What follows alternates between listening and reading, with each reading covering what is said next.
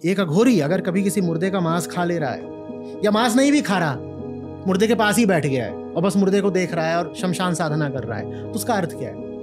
वो कह रहा है ये संसारी लोग होंगे जो जीवन और मृत्यु को अलग अलग समझते हैं। तुम्हारी नैतिकता के लिए जो चीज बिल्कुल परित्यक्त है, जो कुछ ऐसा है जिसको तुम रिजेक्ट करे बैठे हो, हमें समझ में आ रहा है उसमें और उन चीजों में कोई अंतर नहीं है जिनको तुम एक्सेप्ट करे बैठे हो। ये सब प्रकृति में एक बराबर है, बस हम तुम्हारी नैतिकता की धज्जियां उड़ाए देते हैं उस चीज को ग्रहण करके जिसको तुम सबसे बुरा बोलते हो। मुझे एक बात बताओ, दुनिया में इतने लोग हैं, 800 करोड़ हो गई आबादी, लेकिन सब लोग जो चीजें पाना चाहते हैं उनको आप कुल मिला करके 4 या 5 वर्गों में कैटेगरीज में रख सकते हो। इससे ज्यादा डाइवर्सिटी नहीं मिलेगी। आप बता सकते हैं 5 कैटेगरी? 1 2 3 तो बोली थी।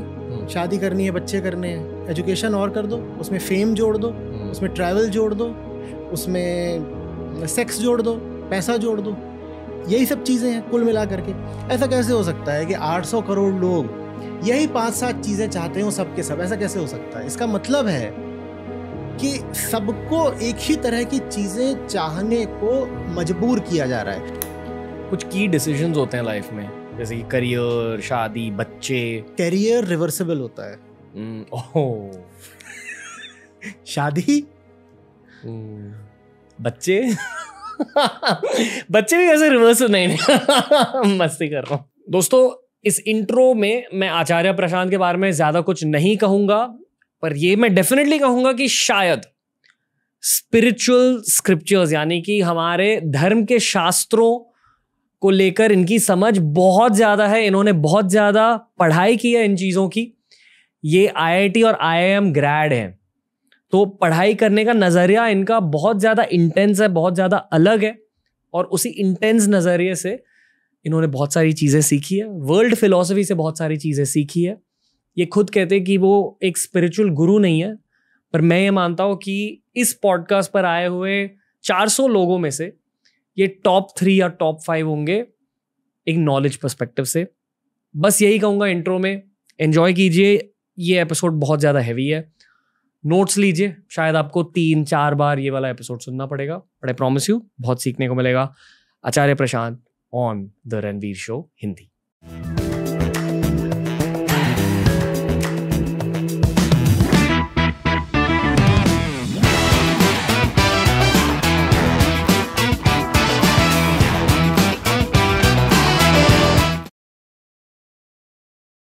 आचार्य प्रशांत सर, TRS में आपका स्वागत है। कैसे हो सर? अच्छा, बताइए। बहुत अजीब चीज हुई जस्ट। मैंने एक्चुअली सोचा था कि इंग्लिश में स्टार्ट करेंगे और स्टार्ट करते ही हिंदी निकलने लगी, तो ये TRS इंग्लिश होने वाला था पर TRS हिंदी बन गया। आई डोंट नो ये क्यों हुआ है। कैसे हो सर? मैं अच्छा हूँ, और ये क्यों हुआ है ये शायद बातचीत जब आगे बढ़ेगी तो कुछ कुछ खुलेगा। ओके। ये पहली बार है कि मैं आपसे मिल रहा हूँ, और वैसे आपको यूट्यूब पर देखा, आपके वीडियोस देखे हैं, पर मैं जस्ट जनरली एक्साइटेड हूँ। ये पॉडकास्टर होने की एक खासियत होती है कि जब आप किसी से पहली बार मिल रहे हो और आपकी जो नेचुरल एक्साइटमेंट है वो दुनिया के साथ भी शेयर हो जाती है। तो मैं बस खुद के क्वेश्चंस पूछूंगा आपसे। हाँ बिल्कुल। आपने इंजीनियरिंग करी है IIT से? ओके। IIT के दौरान ये कभी सोचा था कि आगे जाकर आप ऐसे क्वालिटी ऑफ लाइफ नहीं कहना चाहता हूँ, पर ऐसी आइडेंटिटी होगी आपकी दुनिया में? कभी ऐसा सोचा था? आगे के बारे में बहुत मैंने न तब सोचा न आज सोचता हूँ। मैं सोच पाता ही नहीं हूँ। हाँ, एक धुंधली सी रोशनी आगे तब भी दिखाई देती थी, और अभी भी अगर देखना चाहूँ तो दिखाई देगी, लेकिन उस रोशनी में आकृतियाँ क्या छुपी हुई हैं, डिटेल्स क्या हैं, वो पता करने की कोई ज़रूरत कभी लगी नहीं। तो भविष्य में क्या बनना है, क्या होना चाहिए, ऐसा मैंने कभी सोचा नहीं। क्या ज़रूरी है दुनिया में करना, वो तब भी दिखाई देता था कि दुनिया का जो आकार प्रकार है, स्वरूप है, जैसी दुनिया बनी बैठी है, उसमें बहुत कुछ है जो नहीं होना चाहिए। तो उसको बदलना है, उसको चुनौती देनी है। वो चीज़ तब भी थी, वो आज भी है। बस आज मेरे पास तरीके हैं और एक व्यवस्था है और शायद ज़्यादा स्पष्टता है जिसके साथ मैं काम कर सकता हूँ। उस रोशनी के बारे में थोड़ा सा बताइए सर। देखो, अंधेरा है अभी, उसी अंधेरे के संदर्भ में कह रहा हूँ कि आगे रोशनी दिखाई देती है। और अभी कितनी तरह का अंधेरा है ये क्या बताऊँ, ये तो सबको दिखता है, मुझे भी दिखता है, आपको भी दिखता होगा। पूरी दुनिया अभी जिस हालत में खड़ी हुई है, आदमी के अंदर की हालत देख लो, चाहे आदमी के बाहर की दुनिया की अभी जो हालत है उसको देख लो। अभी यहाँ पर मुंबई में उतरा हूँ और जिस तरह का कैओस है, अराजकता है सड़क पर, वो देख ही रहा हूँ। मुंबई की बीच है और गोवा की बीच है, कितना ज़्यादा अंतर है।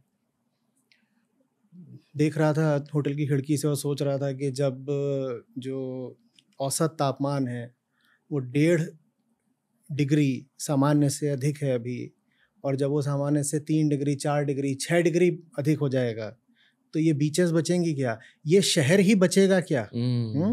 और शहर को किसने ख़राब कर दिया? शहर खुद को ख़राब करने स्वयं तो आया नहीं, शहर में तो कोई चेतना होती नहीं, इंसान ने उसको ख़राब करा है। तो इंसान के चेहरे में, इंसान की आंखों में, इंसान के मन में ही ऐसा कुछ है ना जिसने इतनी प्रजातियां विलुप्त ही कर दी। अब आप ये समझो कि पिछले 40 साल में जितनी प्रजातियां विलुप्त हो गई, जितनी स्पीशीज़ एक्सटिंक्ट हो गई हैं, उतनी पिछले 40,000 साल में नहीं हुई थी। इंसान ने ये कर रखा है। मैं इसको कह रहा हूँ, ये आदमी के अंदर का अंधेरा है जो बाहर की दुनिया में भी तमाम दिखाई दे रहा है। अब वहाँ पर न्यूक्लियर वॉर की धमकियाँ दी जा रही हैं, रशिया यूक्रेन, बिल्कुल। डिप्रेशन एक एपिडेमिक बन के खड़ा हो गया है। ये सब कुछ मानव इतिहास में पहले कभी नहीं देखा गया। जितना आज आदमी तनाव में है और भीतर से जितना टूटा और बिखरा हुआ, इतना पहले कभी थोड़े ही था। विनाश के जितने करीब हम आज हैं, इतने पहले कभी थोड़े ही थे। जितनी प्रजातियां हमने काट दी, जितने जंगल हमने साफ कर दिए, क्लाइमेट चेंज जो हमने लिए अपने लिए एक बिल्कुल मास एक्सटिंक्शन की तरह, हमने 6th मास एक्सटिंक्शन की तरह खड़ा कर लिया है, वो इतिहास में पहले कभी नहीं हुआ। तो यही वो अंधेरा है जिससे हम घिरे हुए हैं। इसी अंधेरे के पार रोशनी है, मैं जिसकी बात कर रहा था, उसी की ओर कोशिश कर रहा हूँ कि मैं बढ़ूँ, हम सब साथ बढ़ें। क्या रोशनी भगवान होती है? अंधेरा माया होता है। उसके आगे क्या है उसको बहुत ज़्यादा नाम देने की मेरे अनुसार कोशिश करनी नहीं चाहिए। नाम देना चाहे तो दे सकते हैं, अपनी स्वेच्छा पर है। पर ज़्यादा आवश्यक ये है कि ये जो अंधेरा है ना, हम इसको पहचानें, इसकी तहकीकात करें, इसकी जड़ तक पहुँचें। अंधेरे में घिरे घिरे अगर हम भगवान का या दैवीयता का, गॉडलीनेस का, डिविनिटी का ज़्यादा नाम लेने लगते हैं तो वो भी अंधेरे के बीच एक कंसोलेशन, एक सांत्वना बन जाता है। फिर आप अंधेरे में ही रह जाते हो, लेकिन शब्दों का, बड़े बड़े शब्दों का इस्तेमाल करने लगते हो, उससे कोई लाभ होता नहीं। आपने अभी अभी माया की बातें करी। मैं आपके अंदर के इंजीनियर से एक्चुअली पूछना चाहूँगा माया क्या होती है? एक वर्चुअल रियलिटी की सिमुलेशन है हमारे आसपास? इज इट ट्रू कि हम एक सिमुलेशन में जी रहे हैं? क्या है सर, बताइए सच क्या है? जो सच नहीं है उसको माया कहते हैं। ओके। जो सच नहीं है पर सच जैसा लगता है। आपको जिंदगी में धोखे हुए हैं कभी? जी। धोखा होने के बाद साफ साफ लगा हो ना कि पहले जो बात ठीक लग रही थी, सच्ची लग रही थी, वो सच्ची नहीं थी, तभी तो धोखा हुआ ना। इसी को माया कहते हैं। इस क्षण में चीज बिल्कुल वास्तविक, सच्ची, रियल लग रही है और वो है नहीं जैसी वो लग रही है। इसका मतलब ये नहीं कि बाद में भी कभी आपको पता चल जाएगा आवश्यक रूप से कि वो चीज़ वास्तव में कैसी थी। हो सकता है आपको कभी भी पता न लगे कि वो चीज़ सचमुच कैसी है या वो चीज़ वास्तव में है भी कि नहीं, whether that thing even exists. लेकिन उसके नकली चेहरे 100 आपको एक के बाद एक मिलते रहेंगे। असली चेहरा हो सकता है कभी ना मिले, और हो सकता है, मैं कह रहा हूँ कि कोई असली चेहरा हो भी ना। तो जो नहीं है उसका असली प्रतीत होना माया कहलाता है, और जो है उसका होते हुए भी न दिखना माया कहलाता है। चीज है, सामने है या अपने भीतर ही है पर पता नहीं चल रही है, उसको माया कहते हैं। तो माया इन दो चीजों को कहते हैं। ओके। एक कॉलेज स्टूडेंट जो है पॉडकास्ट सुन रहा है, उसकी लाइफ में माया क्या है? आपके भीतर कामनाएं होंगी, बहुत डिजायर्स होंगी। आप 17, 18, 20 साल के हो, ठीक है, कॉलेज के स्टूडेंट हो, मान लो इंजीनियरिंग के ही, तो बहुत सारी इच्छाएं होती हैं, बंदा ये बनना चाहता है, ये पाना चाहता है, यहाँ पहुँचना चाहता है, वो आपको हकीकत को देखने नहीं देती ठीक से। ये माया है। आपकी आंखों पर पर्दा पड़ जाता है। आंखों पर पर्दा पड़ा है तो जो सामने है प्रत्यक्ष वो भी दिखाई कैसे देगा? इसको ही माया कहते हैं। पर्दे को हटाते कैसे? ये देख करके कि आपकी डिजायर्स आपकी करंट स्टेट को बदलने का वादा करती हैं, लेकिन वो आपकी करंट स्टेट का ही प्रोजेक्शन होती हैं। तो जिस भीतरी बेचैनी से ऊब कर आप एक डिज़ायर करते हो कि मैं कुछ और हो जाऊं, मैं बेहतर बन जाऊं, आपकी डिज़ायर वास्तव में उस बेचैनी को आगे बढ़ाती ही रहेगी, उसको प्रोजेक्ट करेगी, उसको इलोंगेट करेगी, उसको मिटा नहीं पाएगी। और इसका प्रमाण क्या है? सबूत कैसे मिले? कैसे मान लो भाई इस बात को? अपने अतीत में झांक कर देख लीजिए। आपने जो चाहा है वो किस हद तक वास्तव में आपके काम आया है। आप अगर मान लीजिए कह रहे हो कॉलेज का है स्टूडेंट, 20 साल का होगा, तो 5 साल 10 साल की उम्र में भी वो कुछ चाहता था। तब जो चाहता था उस पर आज वो हंसता है। आज इंजीनियरिंग कर रहा है। 5 साल का था बोलता था मैं मॉडल बनूंगा। 10 साल का था बोलता था मैं बास्केटबॉल प्लेयर बनूंगा। 15 साल का था बोलता था पायलट बनूंगा। 20 साल की उम्र में इंजीनियरिंग कर रहा है, आज उससे कहा जाए मॉडल बनना है, बोलेगा बिल्कुल नहीं बनना। बोलो 5 की उम्र में थे तब तो तुम्हारी गहरी डीपेस्ट डिज़ायर यही थी कि तुम्हें पायलट या मॉडल बनना है, आज क्यों नहीं? तो कहेगा बचपन की बात। तो 10-15 साल बीतते ही आप अपनी पुरानी डिज़ायर्स पर हंसना शुरू कर देते हो। अपनी आज की लेकिन कामना को आप बहुत गंभीरता से लेते हो। ये क्यों नहीं देखते कि ये जो आज बात है, वक्त के साथ इसका भी खोखलापन जाहिर हो ही जाना है, तो क्यों उसको इतनी गंभीरता से ले रहे हो? मैं ये नहीं कह रहा कि कामना करो मत, मैं कह रहा हूँ कि उसके बहाव में बिल्कुल मत आ जाओ, बिल्कुल उसके बंधक गुलाम मत बन जाओ। इतनी अपनी स्वतंत्रता बचाकर रखो कि भीतर जो डिज़ायर उठ रही है वो भले ही कितनी भी ताकत और ओवर पावरिंग क्यों ना हो, उससे एक दूरी बना करके उसका इन्वेस्टिगेशन कर सको। डिज़ायर जब चढ़ती है तो मालिक बन जाती है ना, एकदम सर पे बैठ जाती है, उसको मालिक नहीं बनने देना है। पर ये डिज़ायर आपके गोल भी हो सकते हैं लाइफ में। हाँ, पर वो गोल आपके अगर आ ही रहे हैं आपकी फिजिकल इम्पल्सेस से या सोशल कंडीशनिंग से, तो वो गोल फिर आपके अपने गोल हैं नहीं ना। वो तो फिर गोल्स भी उनके हैं जिन्होंने आपको कंडीशन करा। तो मैं कहा करता हूँ कि आप मान लीजिए आप नौकर हो और आपके मालिक ने आपको बाजार भेज दिया कि सबसे सस्ते दामों पर कोई चीज़ खरीद के ले आओ, नमक खरीद के ले आओ जो सबसे सस्ता मिल रहा हो, और आप वहाँ जाकर बहुत बेहतरीन तरीके से नेगोशिएशन करते हो और माल सबसे सस्ता और बढ़िया आप क्वालिटी का लेके आ जाते हो।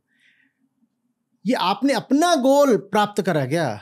अगर ये सफलता सक्सेस है भी तो ये आपकी है क्या? ये तो आपके मालिक की है ना। तो आप अगर किसी और के दिए हुए लक्ष्यों के पीछे भाग रहे हो, उन लक्ष्यों को आप पा भी लो तो आप थोड़ी सफल हुए। आप तो हाँ, आप तो नौकर हो या आप रोबो हो या आप एक रिमोट कंट्रोल्ड मशीन हो, तो आपको इसमें क्या मिल रहा है? आप थोड़ा अपने भी हित की सोचिए। यानी कि आप ये कह रहे हो कि समाज हमारा मालिक है, हम नौकर है, और बचपन से जो हमारे मालिक हमें कहते हैं, बड़े होकर हम उन चीज़ों के साथ खुद के गोल्स बनाते हैं। कहते हैं कि मुझे बिलियनर बनना है, मुझे स्पोर्ट्समैन बनना है, मुझे ये करना है, वो करना है, मुझे शादी करनी है, मुझे बच्चे करने हैं। मुझे एक बात बताओ, दुनिया में इतने लोग हैं, 800 करोड़ हो गई आबादी, लेकिन सब लोग जो चीज़ें पाना चाहते हैं उनको आप कुल मिला करके 4 या 5 वर्गों में कैटेगरीज में रख सकते हो। इससे ज़्यादा डाइवर्सिटी नहीं मिलेगी। आप बता सकते हैं 5 कैटेगरी? 1 2 3 तो बोली थी। शादी करनी है, बच्चे करने हैं, एजुकेशन और कर दो, उसमें फेम जोड़ दो, उसमें ट्रैवल जोड़ दो, उसमें सेक्स जोड़ दो, पैसा जोड़ दो, यही सब चीज़ें हैं कुल मिला करके। ऐसा कैसे हो सकता है कि 800 करोड़ लोग यही 5-7 चीज़ें चाहते हो सब के सब? ऐसा कैसे हो सकता है? इसका मतलब है कि सबको एक ही तरह की चीज़ें चाहने को मजबूर किया जा रहा है। अब जब मैं कहता हूँ मजबूर तो हम सोचते हैं पर किसी ने हमारी कनपट्टी पे पिस्तौल तो रखी नहीं। मजबूर कैसे किया? भीतर से मजबूर किया, बिना बताए मजबूर किया, धोखे से मजबूर किया। Social conditioning and physical impulses. देखो, आप जानवरों को देखोगे तो हम तो मनुष्यों में फिर भी कह रहे हैं कि 5-7 अलग अलग तरह की चीज़ें जो हम चाहते हैं। जानवरों को देखो तो वो तो सबके सब 1 या 2 ही तरह की चीज़ें चाहते हैं। वहाँ तो विविधता माने डाइवर्सिटी इन डिज़ायर और कम देखने को मिलती है। आप शेरों की कितनी प्रजातियों को ले लो, आपको कोई ऐसा शेर नहीं मिलेगा जो कहेगा कि मुझे चांद पे जाना है। कोई ऐसा शेर नहीं मिलेगा जो कहेगा कि मुझे डीप सी डाइविंग करनी है।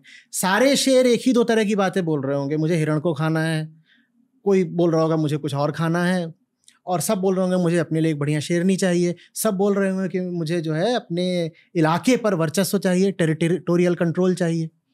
तो उनमें तो और भी कम होती है diversity and newness, freshness, originality in demand, in desire. ये कंडीशनिंग का लक्षण है। जब दुनिया के सारे शेर एक ही चीज़ चाह रहे हो तो इससे पता चलता है कि वो सब अपने शरीर के, अपनी बायोलॉजिकल कंडीशनिंग के गुलाम हैं।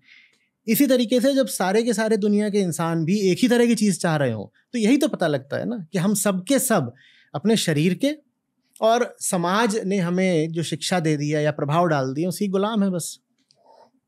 बहुत डायरेक्ट सवाल पूछूंगा, क्या ये घोर कलयुग है? देखो, निर्भर करता है कि किससे पूछ रहे हो और उसकी अवस्था क्या है। जब मन में कालिमा हो, अंधेरा छाया हुआ हो तो कलयुग है, ठीक। और जब मन में सत्व प्रधान हो तब सतयुग है।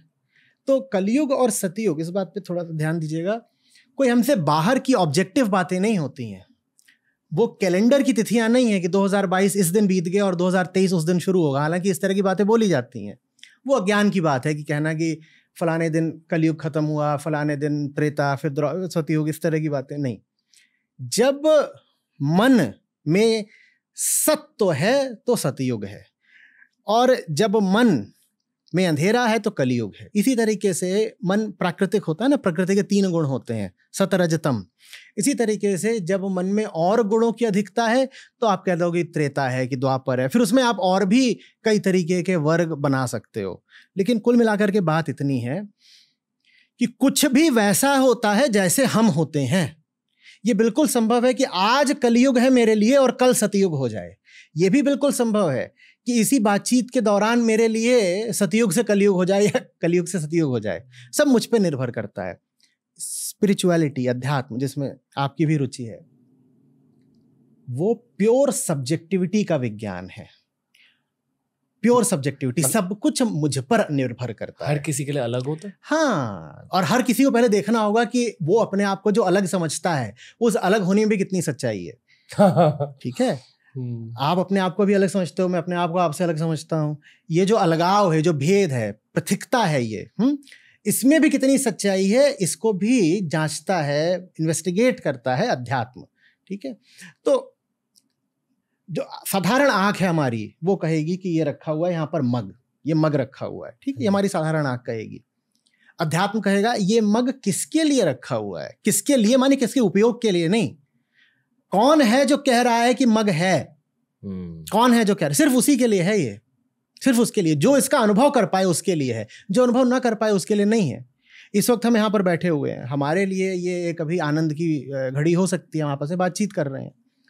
मेरे पाँव के नीचे हो सकता है कोई छोटा सा जीव आकर के, कोई जीवाणु, बैक्टीरिया कुछ जाकर के मर रहा, उसके लिए आनंद की घड़ी नहीं है। तो हम यहाँ पर कहें कि अभी ये जो बातचीत हो रही है, देखो ये कितने हर्ष का विषय है, अध्यात्म तुरंत पूछेगा किसके लिए? शायद इन दोनों प्रतिभागियों के लिए हाँ, पर उस बेचारे जीवाणु के लिए ना। तो ये जानना जरूरी है, फॉर होम, फॉर होम। इसी तरह से कलयुग है किसके लिए? जो अज्ञान में है, जो अंधेरे में, उनके लिए निश्चित रूप से कलयुग है। जो अज्ञान में नहीं है उसके लिए नहीं है कलयुग। भाई जब आप कहते थे कि सतयुग था या त्रेता था या द्वापर था, कंस क्या कलयुग में नहीं जी रहा था कृष्ण के होते हुए भी? कुरुक्षेत्र के मैदान पर गीता का ज्ञान दिया जा रहा है। अर्जुन के लिए तो युग प्रवर्तन हो गया, दुर्योधन के लिए हुआ क्या? उस क्षण में अर्जुन और दुर्योधन अलग अलग युग में जी रहे हैं। कृष्ण सामने है, अर्जुन के लिए एक युग है, दुर्योधन सामने होते हुए भी बहुत दूर है, उसके लिए बिल्कुल दूसरा युग है। राम के सामने रावण, इतने सारे राक्षस राक्षसनियां आपने रामायण में पढ़ा होगा, तो क्या उनके लिए वही युग है जो हनुमान के लिए है? नहीं, बिल्कुल भी नहीं। तो ये सब आप पर निर्भर करता है। अध्यात्म सबके लिए एक सी चीज नहीं बोलता। ऐसा नहीं है कि one size fits all, pure subjectivity, objectivity नहीं। Objectivity is the realm of science. आपके लिए स्पिरिचुअलिटी का मतलब क्या है सर, आपके सब्जेक्टिव रियलिटी के अनुसार? भाई एक मन बैठा है भीतर, ठीक है, अब वो बेचैन भी रहता है, वो सवाल भी पूछता है, वो अंधेरे में रहता है, वो खुद को ही नहीं जानता पर दुनिया को जानने की बड़ी कोशिश करता है। तो ये जो भीतर बैठा है, जो अपने आप को कहता है मैं, इसको रोशनी देना, इसको शांति देना, इसको बोध देना, ये जिन गुत्थियों में उलझा रहता है इसको थोड़ी सरलता देना, यही अध्यात्म है। मन अशांत होता है, उसको शांति की ओर ले जाना। मन जटिल होता है, उसको सरलता की ओर ले जाना। मन अंधेरे में होता है, उसको प्रकाश की ओर ले जाना। तमसो माँ ज्योतिर्गमय, बस यही है, यही है अध्यात्म पूरा, जैसा कि उपनिषद कहते हैं। यहाँ CTA क्या है? इंजीनियरिंग सवाल पूछ रहा हूँ आपसे। एक्शनेबल क्या है? मेडिटेशन एक्शनेबल है? बहुत बढ़िया, अच्छा लग रहा है। देखो, अब अगर आप यहाँ बैठे हुए हो जी, ठीक है, और वो जो कुर्सी है उसमें यहाँ पे एक कील इधर से निकली हो, एक कील इधर से निकले हो, CTA क्या है? वो उन्हें निकालना है वहाँ पहले से। तो खड़े हो जाओगे, ओके, पहले खड़े हो जाओगे और जी। फिर उनको निकालोगे। जी। अध्यात्म यही CTA सिखाता है, कॉल टू एक्शन। अपने बंधनों को, अपनी तकलीफ को पहचानो और फिर बिना मोह के उनको त्याग दो। कुर्सी तुम्हारी है, अरे त्यागो ना, कीलें लग रही हैं बाबा। और फिर आगे बढ़ो, थोड़ी करुणा भी विकसित करो, कंपैशन, और उन कीलों को दूसरों के लिए भी निकाल दो। पहले तो अपनी जिंदगी में जो तकलीफ है उसका मूल कारण पहचानो, उससे लड़ो, और फिर पाओ कि जो तुम्हारी तकलीफ है वही दूसरों की भी तकलीफ है, तो उस तकलीफ को सबके लिए हटा दो। यही अध्यात्म है। बट आप किस तरह की तकलीफ के बारे में बात कर रहे हैं? यही माया रिलेटेड तकलीफ है जो आपके स्पिरिचुअलिटी के रास्ते में एक बाधा बन के आती है? आप यही तकलीफों के बारे में बात? देखो, अगर बहुत गरीब हो समाज, रोटी के ही लाले पड़े हो, तब तो वो बिल्कुल शारीरिक तल की तकलीफ हो जाती है कि खाने को ही नहीं मिल रहा है, ठीक है ना, या कोई वॉर जोन, वहाँ लड़ाई चल रही है, ठीक है, तो वहाँ पर मूल सुविधाओं का भी अभाव है, बम कभी भी गिर सकता है, और बहुत अन्य तरीके के डर लगे हुए हैं। तो वो एक स्थिति है। पर आज आर्थिक रूप से दुनिया जहाँ पहुँच गई है ना, खाने को है सबके पास, और जिनके पास खाने को नहीं भी है उसका कारण ये नहीं कि दुनिया में अन्न की कमी है, उसका कारण कुछ लोगों का लालच है कि कुछ लोगों के पास अभी भी खाने को कम है। लेकिन कमोबेश सबके पास आज खाने भर को तो है। तो फिर तकलीफ क्या है? तकलीफ ये नहीं है कि खाने को नहीं है या कपड़ा पहनने को नहीं है, वो तकलीफ नहीं है। दुनिया अपने इतिहास में उतनी प्रॉस्परस, समृद्ध कभी नहीं रही औसत रूप से जितनी कि आज है। तो फिर आज किस बात की हमको तकलीफ है? आज हमको तकलीफ यहाँ पर है, ये बेचैन है, क्योंकि इंसान को जीने के लिए अर्थ और उद्देश्य चाहिए, meaning and purpose. Without meaning, without purpose, it will be very difficult for you and it will lead to neurosis. जानवर बिना अर्थ के भी जी सकता है, बिना उद्देश्य के भी जी सकता है। उसको तो घास चाहिए, उसको विचरना है, मौज करनी है, सो जाना है। जानवर के लिए इतना पर्याप्त है कि खाने पीने को मिल रहा है। इंसान को जानना होता है। हमारे पास एक मन है जो समझने की मांग करता है, और नहीं समझता तो अशांत रहता है। तो उस तकलीफ को चुनौती देता है अध्यात्म। और अगर अध्यात्म उस तकलीफ को चुनौती नहीं दे रहा तो अध्यात्म फिर थोथा है, खोखला है। मीनिंग और पर्पस, ये दोनों चीजें मैंने अभी सीखी। ये बहुत ज्यादा हैवी पॉडकास्ट है पहले तो मैं थोड़ा स्लोली आपसे सवाल पूछूंगा सर। पर मीनिंग और पर्पस, आप कह रहे हो कि जितने भी मेंटल हेल्थ प्रॉब्लम्स कह सकता हूँ दुनिया भर के, मेंटल हेल्थ प्रॉब्लम दुनिया भर के बेसिकली एट देयर कोर अगर बायोलॉजिकल नहीं है तो इन दोनों चीजों की वजह से हो। बिल्कुल बिल्कुल। मीनिंग और पर्पस, मतलब मीनिंग और पर्पस गहरा जाना चाहते हो, अगर अनुमति दोगे तो एक शब्द और दे दूंगा जो इन दोनों के भी मूल में है जी, आइडेंटिटी। मतलब एक लेयर डीप, बस वो आखिरी बात है, मैं हूं कौन।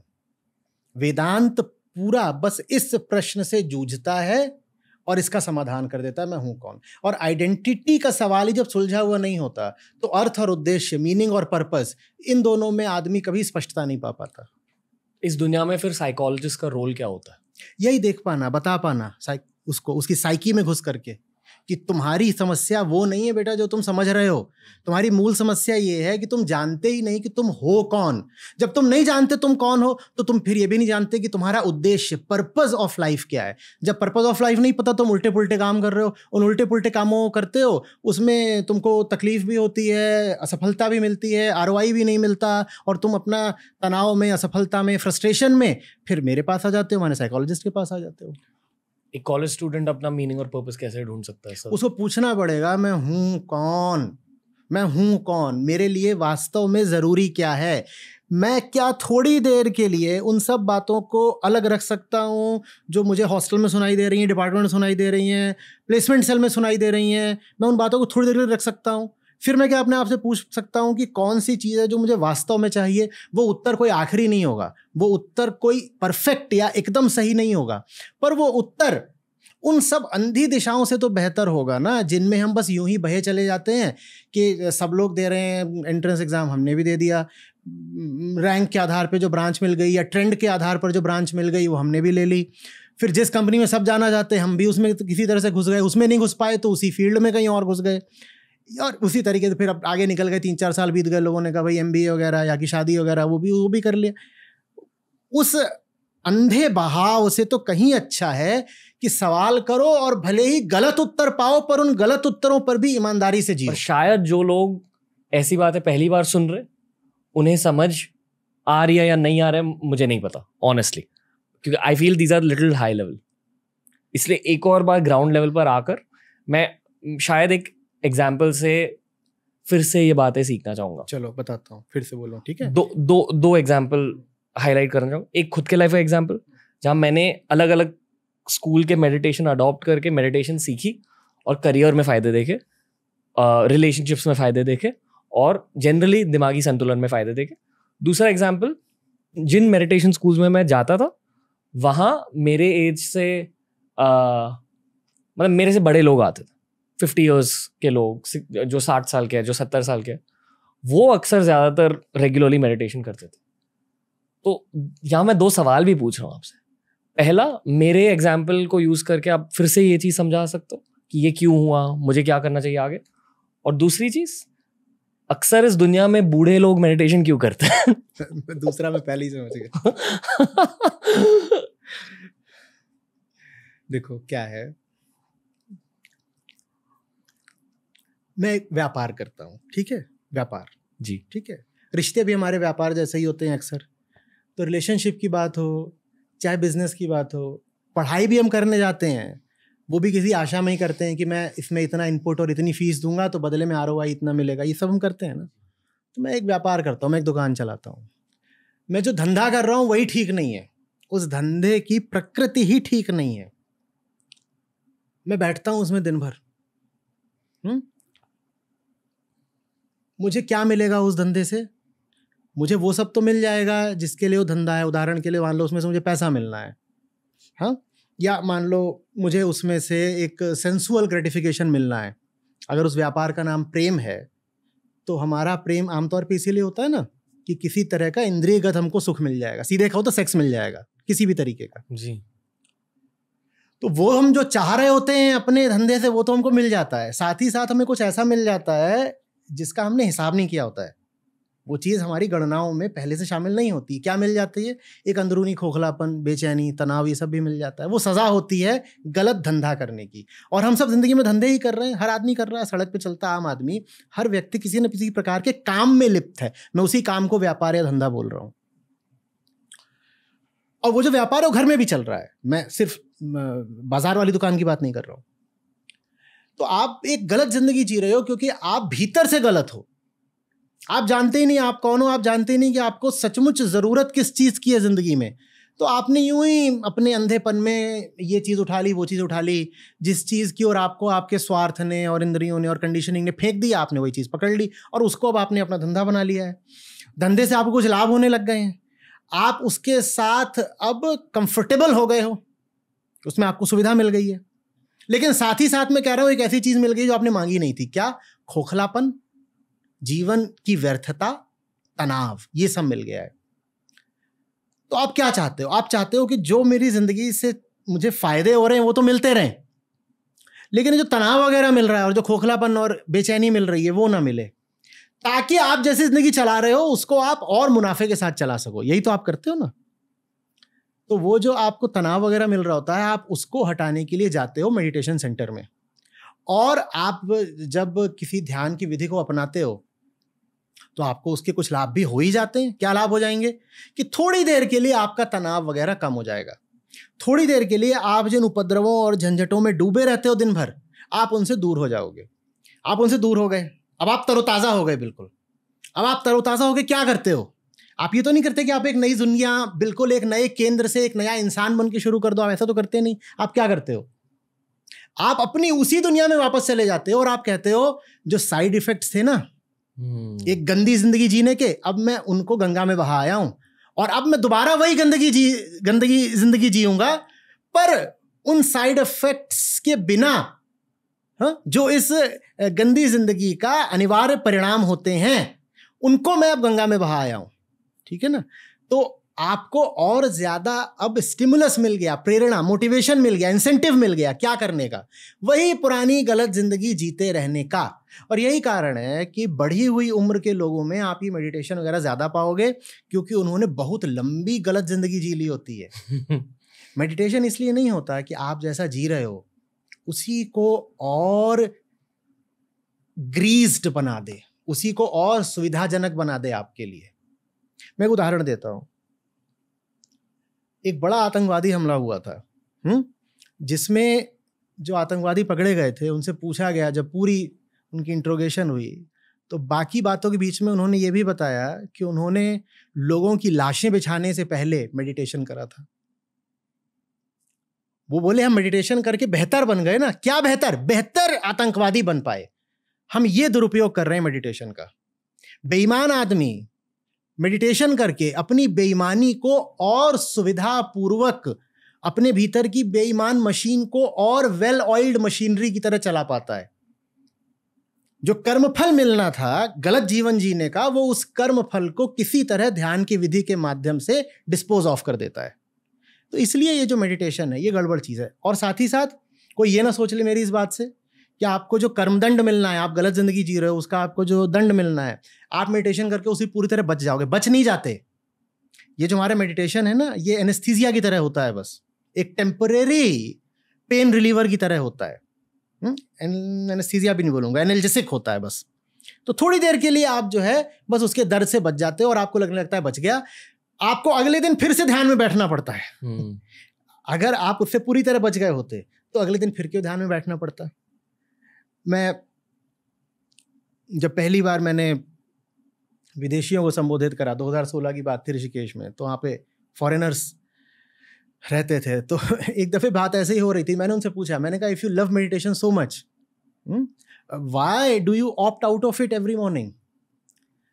मैं ये नहीं कहूँगा you sit in meditation every morning, why do you get up from meditation every morning? तुम जब ध्यान में बैठते हो और तुम जितना रस बता रहे हो कि तुमको ध्यान में आता है, अगर वाकई तुमको ध्यान में उतना ही रस आता है, तुम कहते हो समाधि जैसी लग जाती है ध्यान में, अगर वाकई तुम्हारी समाधि लग जाती है ध्यान में, तो फिर तुम उठ क्यों जाते हो? उसी अवस्था में रहो ना। इसका मतलब तुम्हें ध्यान से भी ज्यादा प्यारा कुछ और है। तभी तो जैसे ही 7:30 बजता है तुम कहते हो it's time to get up. 7 बजे बोलते हो it's time to sit in meditation. 7:30 पे बोलते हो अब तो मुझे उठना है। 7:30 बजे कोई दूसरी चीज तुम्हारे लिए ज्यादा आवश्यक क्यों हो जाती है? इसका अर्थ क्या है? तुम्हारा ध्यान भी किसी दूसरी चीज का फैसिलिटेटर मात्र है।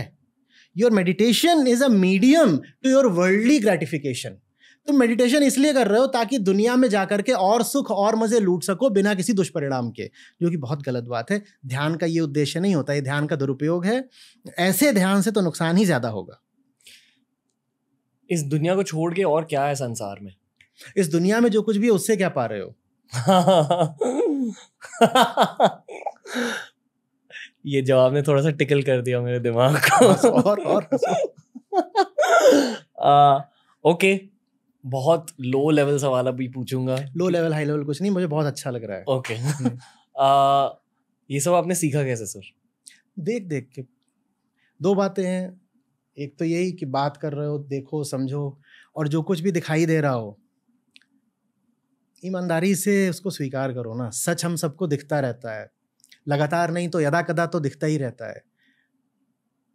कड़वा होता है, चोट देता है, इसीलिए हम उसको मानने से, स्वीकारने से इनकार कर देते हैं। मैंने अपने ऊपर थोड़ा सा ये अनुशासन रखा कि अगर सच्चाई दिख रही है तो उससे भले ही मुझे चोट लगती हो, दिल टूटता हो, भीतरी अपमान होता हो, जो चीज़ सच्ची दिख गई उसके सामने सर झुका दूंगा। ये पहली बात। दूसरी बात, मेरी अपनी बात इतनी बड़ी नहीं हो सकती कि मैं किसी और की बात ना सुनूं। तो मुझसे पहले आज तक दुनिया में जितने भी लोग हुए हैं जिनके पास कहने के लिए कुछ रहा है, मैंने कोशिश करी है कि मैं सबको पढूं, जानूं, जितना अधिक से अधिक जान सकता हूं। और ये दोनों चीज़ें मिल करके, एक अपनी ईमानदार नज़र से दुनिया का अवलोकन, ऑब्जर्वेशन, दूसरा जितना हो सके उतना ऊंचे से ऊंचा साहित्य पढ़ना। इन दोनों चीज़ों से जो थोड़ा बहुत मैं सीख पाया हूँ, मैंने सीखा है। ओके अपने वेद पढ़े, ओके, और 4 वेदों के थ्रू आपने अपनी मैक्सिमम नॉलेज पाई है या और भी किताबें होती हैं ऐसी? अरे बहुत किताबें होती हैं। 4 वेद ही अपने आप में पहले तो बहुत हैं। 4 वेदों में सैकड़ों उपनिषद आते हैं और एक एक उपनिषद बहुत ध्यान मांगता है, बहुत समय मांगता है। उसके बाद वेदांत में तमाम प्रकरण ग्रंथ हैं। क्या प्रकरण ग्रंथ बोलते हैं उनको, ठीक है, जो कि सीधे सीधे वेदों में नहीं आ रहे हैं, पर वो माने वेदांत के अंतर्गत ही जाते हैं, तो उनको पढ़ना होता है। जैसे भगवद गीता है, तो ये वेदांत की प्रस्थानत्रयी का हिस्सा होती है, पर वेदों में नहीं है, वो महाभारत का हिस्सा है। उसी तरह से अष्टावक्र गीता है, या ऋभु गीता है, या उद्धूत गीता है, राम गीता है, शिव गीता है, जाने कितनी गीताएं हैं। तो ये तो हो गई सब भारतीय ग्रंथों की बात, और भारतीय में भी वैदिक ग्रंथों की बात। इसके अलावा भारत में ही अन्य दर्शन भी रहे हैं। नास्तिक दर्शन रहे हैं, उदाहरण के लिए जैन दर्शन है, बौद्ध दर्शन है, चारवाक दर्शन रहा, उसकी किताबें मिलती नहीं हैं। सांख्य है, सांख्य अब वेदों में तो नहीं मिलेगा तुमको। योग है, पतंजलि के योग सूत्र हैं, तो ये भारतीय हो गए। फिर भक्ति मार्ग की इतनी धाराएं हैं, उनकी सबकी अपनी पुस्तकें हैं। कबीर साहब हो गए, मेरा सर उनके सामने लगातार झुका रहता है, उनसे इतना सीखा है। गुरु नानक देव हो गए, भक्ति धारा के और न जाने कितने संत हैं, बाबा बुल्ले शाह हैं, शेख फरीद हैं, गोस्वामी तुलसीदास की रामचरितमानस है, उसको पढ़ो तो कई पुराण हैं जिनके कुछ अंश वेदांत की रोशनी में बहुत ही मर्मस्पर्शी हो जाते हैं। उसके बाद भारत से बाहर निकलो तो चीनी और जापानी कितनी ही पुस्तकें हैं। आप च्वांगजू के पास जा सकते हैं, आप लीजू के पास जा सकते हैं। ज़ेन मास्टर्स हैं, सैकड़ों सालों से पिछले लेकर के आज तक के, उनकी बातें, उनके कुआंस हैं। हमने कहा था ना कि दिमाग में टिकलिंग हो गई है, तो ज़ेन कुआंस पढ़ो, टिकलिंग और बढ़ जाएगी, एकदम मज़ा आ जाएगा। फिर वेस्टर्न मिस्टिक्स हैं, वेस्टर्न फिलोसोफर्स हैं। वेस्टर्न फिलोसोफर्स में भी जो ईसाइयत के पहले के हैं, फिलोसोफर्स ऑफ एंटिक्विटी, वो हैं, तो उनकी बातें अलग किस्म की हैं। फिर जो अभी के पिछले 500-700 साल के वेस्टर्न फिलोसोफर्स हैं, उनकी सबकी बातें हैं। तो इनको सबको पढ़ा है, कुछ को कम, कुछ को ज़्यादा। बहुत सारे ऐसे भी हैं जो अभी मेरी रीडिंग लिस्ट में हैं, जिनको पूरा पढ़ नहीं पाए हैं, जिनको अभी पढ़ना बाकी भी है। तो ये सब चलता रहता है। इन सारी चीज़ों को आप रिटेन कैसे करते हो? नहीं, रिटेन कुछ भी नहीं कर पाता। ये तो मैं आज ही किसी से बात कर रहा था कि मैं सब भूलता जा रहा हूँ, और अचानक जब ज़रूरत होती है तो कभी कभार कुछ याद भी आ जाता है। जब याद आता है तो मुझे ये ताज्जुब होता है कि अरे ये मैंने पढ़ा कब था। तो वो सब अब धीरे धीरे स्मृति से विलुप्त होता जा रहा है। आप एक IITian हो, मैं IITians के साथ काम करता हूँ, डेफिनेटली IITians का ब्रेन पावर थोड़ा सा ज़्यादा होता है, ये सच है। शायद मेहनत की वजह से ज़्यादा हुआ है, शायद 11th-12th की घिसाई की वजह से ज़्यादा हुआ है। पर मैंने ये भी देखा है कि ओवर टाइम 22 ईयर्स के बाद, मैं अभी 30 साल का होने वाला हूँ, I feel I have caught up to some degree. मैं बहुत आम इंजीनियरिंग कॉलेज में था और तभी डेफिनेटली मेरा मेंटल लेवल काफ़ी कम था मेरे IITian फ्रेंड से। अब आई feel I have caught up, podcast की वजह से, आप जैसे लोगों से मिलने की वजह से। पर आपने नोटिस किया कि लाइफ के साथ ब्रेन कैपेसिटी भी बढ़ सकती है इन सारी चीज़ों से? 2 अलग अलग चीज़ें हैं, ये आप समझना।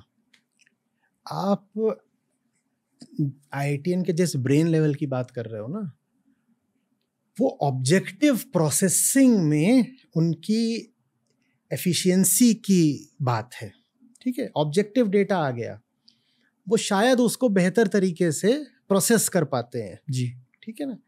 एक स्थिति है, उसको वो इक्वेशन में एक्सप्रेस कर लेंगे और उसके बाद वो उस इक्वेशन को सॉल्व भी कर देंगे, ठीक है। So they are able to make meaning out of worldly objective situations. Mathematics, all physical sciences, mathematics is a way to solve physical problems, is a way to first of all express physical situations and then solve those situations into a meaningful result. तो एक तो चीज ये है कि तुम बाहरी दुनिया को कितनी बारीकी से, पैनेपन से, शार्पनेस से देख पाते हो, वो एक आयाम की, एक तल की, एक डायमेंशन की कैपेसिटी है। उससे कहीं ज्यादा महत्वपूर्ण भी और विरल भी, रेयर भी कैपेसिटी होती है अपने आप को देख पाना। बिल्कुल ऐसे बहुत सारे आईटीएंस हैं जिनके पास प्रॉब्लम सॉल्विंग कैपेसिटी बाहरी दुनिया की काफ़ी अच्छी है, लेकिन उनके पास बहुत कम क्षमता है स्वयं को देख पाने की। और जो स्वयं को देख पाने की क्षमता होती है, यकीन मानो ये जीवन में कहीं ज़्यादा मायने रखती है, कहीं ज़्यादा मायने रखती है, जो शायद आर्टिस्ट के पास होती है ज़्यादा। ज़रूरी नहीं है, क्योंकि आर्टिस्ट भी एक्सप्रेस करता है उसके भीतर से जो भाव उठ रहा है, पर उस भाव को देख पा रहा हो आर्टिस्ट, ये आवश्यक नहीं है। किसी बात को अभिव्यक्ति दे देना एक बात है, और उस बात के मूल तक, केंद्र तक ही पहुंच पाना बिल्कुल दूसरी बात है। उदाहरण के लिए, मुझे क्रोध उठ रहा है, मैं इनको गाली दे दूं, ये एक बात है। ये मैंने क्या करा, भीतर से भाव उठ रहा था, और भाव हार्मोनल था, शारीरिक था, मान लो केमिकल था, भीतर से भाव उठ रहा था, मैंने उस भाव को अभिव्यक्ति दे दी गाली के रूप में, वो एक चीज है। और मैं देख ही पाऊं कि ये कुछ नहीं है, ये बाहरी एक स्टिमुलस आया जिसने भीतरी मशीनरी को सक्रिय कर दिया, और इसलिए ये गुस्सा उठ रहा है। ये बिल्कुल दूसरी कैपेसिटी है। ये जो दूसरी कैपेसिटी होती है, ये बहुत कम लोगों में होती है, और जिंदगी में आप कितनी दूर तक जाओगे, जीवन को कितना सार्थक बना पाओगे, ये दूसरी कैपेसिटी पर ज्यादा निर्भर करता है। ओके, आपको पता है मैं क्या पूछने वाला हूँ? यही, इन कैपेसिटीज को बढ़ाते कैसे हैं? क्योंकि कैपेसिटीज बढ़ सकती है लाइफ में ईमानदारी से। किन चीजों में ईमानदारी? जैसे ये सवाल है, चाहते तो नहीं भी पूछते ना, पूछ लिया ऐसे ही। हमेशा कोई सामने नहीं मिलेगा पूछने के लिए, ढूंढना पड़ता है, और कई बार ढूंढ के भी ना मिले तो खुद से पूछना पड़ता है। इसके अलावा कोई तरीका नहीं है। जल्दी से गलत जवाब के साथ, गलत जगह पर, गलत चीज के साथ सेटल मत हो जाओ। इसके अलावा जिंदगी में और कोई सावधानी रखने की जरूरत नहीं है। सेटल मत होना, बस सेटल मत होना। वो जितने भी अर्थ होते हैं सेटल होने के, उन सबसे बच के रहना। अपने लाओ त्जू की बात करी थी अभी, उन्होंने कोट, उनकी एक कोट है, fear not moving slowly, fear only standing still. ये जो बात है स्टैंडिंग स्टिल, ये स्टैंडिंग स्टिल माइंड के कॉन्टेक्स्ट में कई बार बहुत उत्कृष्ट गुण भी माना जाता है। जब ये कहा जा रहा हो कि मन चंचल है, 10 दिशाओं में भागता रहता है, तब इस स्टिलनेस को बहुत मूल्यवान भी माना जाता है। तो जो लोग सुन रहे हैं उनको भ्रम ना हो जाए। मैं कहना ये चाह रहा हूँ कि हमारी आदत होती है, जन्म से ही आदत होती है कि जहाँ है उसी जगह को सही मान लेना, क्योंकि उससे बेहतर जगह जाने में मेहनत करनी पड़ती है और तकलीफ होती है। और जिस जगह पर हो उससे रिश्ते नाते जुड़ गए होते हैं, वहाँ पर एडजस्टमेंट हो गया होता है, तो हम वहीं पर टिक जाना चाहते हैं। मैं उस आशय में कहना चाह रहा हूँ, just don't settle down to easily, keep moving. और उस मूवमेंट का तरीका है, because you asked for a method, सवाल पूछना, जिज्ञासा, inquiry. Never let the flow of questions cease, never let your questions bow down to authority। कोई बहुत बड़ा नहीं होता है, ना दुनिया बहुत बड़ी है, ना हमारी सुख सुविधा बहुत बड़ी है, ना संसार बहुत बड़ा है, ना अपना अहंकार बहुत बड़ा है। सवाल लगातार जारी रहने चाहिए, कोई भी जवाब आखिरी नहीं होना चाहिए। हाँ, इसके अलावा आगे बढ़ने का और कोई तरीका मिलने वाला है नहीं। और अक्सर बहुत सारे सवालों को पूछने के बाद घमंड भर जाता है दिमाग में, और उस घमंड की वजह से आने वाले सवाल रुक जाते हैं। घमंड को लेके भी सवाल कर लेना, घमंड आ गया, ये तो प्राकृतिक बात है, शायद माया ने, माने प्रकृति ने शरीर को बनाया ही ऐसा है। हाँ, मस्तिष्क है ही चीज़ ऐसी कि उसमें बहुत जल्दी झूठा विश्वास आ जाता है, वही घमंड होता है, झूठा विश्वास कि मैं कुछ हूँ। तो उस पर भी सवाल कर लेते हैं कि हाँ साहब आपको लग रहा है आप कुछ हैं, आईने से बात करते हुए आपको लग रहा है आप कुछ हैं, चलिए ज़रा आपकी तहकीकात कर लेते हैं। अपने आप से ही ज़रा 8-10 खरे खरे सवाल पूछ लो तो अपनी हकीकत सामने आ जाती है। ओके, मैंने आपको हाई लेवल सवाल पूछ लिए, लो लेवल सवाल पूछ लिए, अब मीडियम नहीं पूछूंगा, अब लोएस्ट लेवल सवाल पूछूंगा। आपके अनुसार मुझे शादी करनी चाहिए लाइफ में, क्योंकि समाज मुझे कह रहा है कि मुझे शादी करनी चाहिए। आप हो कौन? आप कौन हो वही तय करेगा ना कि आपको कुछ भी करना चाहिए या नहीं। मुझे मिट्टी का तेल पीना चाहिए, पता नहीं। मुझे पत्थर खाना चाहिए, पता नहीं। जो चीज एक के लिए अमृत हो सकती है दूसरे के लिए जहर हो सकती है, निर्भर करता है कि आप हो कौन। आप हो कौन? एक दवाई है वो मेरी जान बचा सकती है, वही दवाई आपकी जान ले सकती है, निर्भर इस पर करता है ना कि मैं कौन हूं। तो यहाँ तक शादी की बात है, उसका मतलब होता है अब आप किसी के साथ बहुत समय बिताओगे, बिल्कुल जमीनी अर्थ यही है ना जी। अब आप किसी की संगति करोगे, आप उसके साथ रहोगे, खाओगे पियोगे, उठोगे बैठोगे, जगोगे सोओगे, यही सब चलता रहेगा। उस व्यक्ति को आप जीवन में बहुत अहम स्थान दोगे, वो व्यक्ति आपके मन पर अब चढ़कर बैठेगा लगभग। यही है ना विवाह भाई। फेरों और जो उसमें लीगैलिटीज हैं उनके अतिरिक्त जमीनी अर्थ तो विवाह का यही हो गया ना। ये सब आपके लिए दवाई का काम करेगा या जहर का, अपने आप से आपको पूछना पड़ेगा ये कि आप हो कौन। और दोनों हो सकता है, दोनों नहीं हो सकता।